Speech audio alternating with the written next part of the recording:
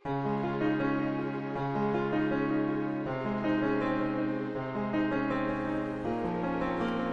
الخير بتوقيتي.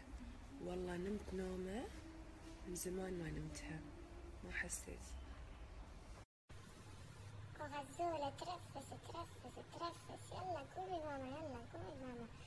وأنا نايم في سابع نومك.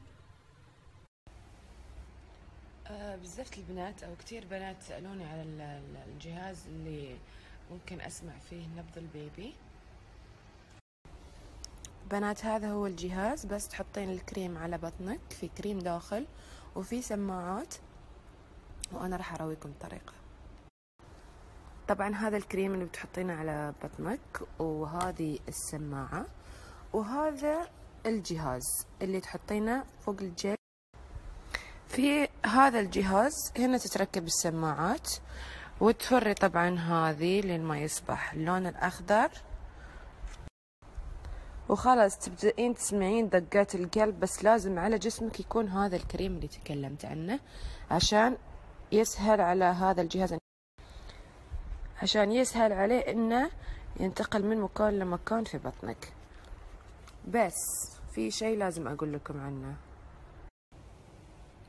طبعا انا هذا الجهاز انجل ساوندز حطيته في الانستغرام، حسابي على الانستغرام، اذا احد يبي يسوي اوردر. بس لكل حامل تدشين على حسابي على الانستغرام، تنزلين تحت بتحصلين صورة هذا المنتوج وحسابه. وهم أول ما تاخذيه من عندهم أول نصيحة يقولون لك إنه مو للاستعمال اليومي أبدا،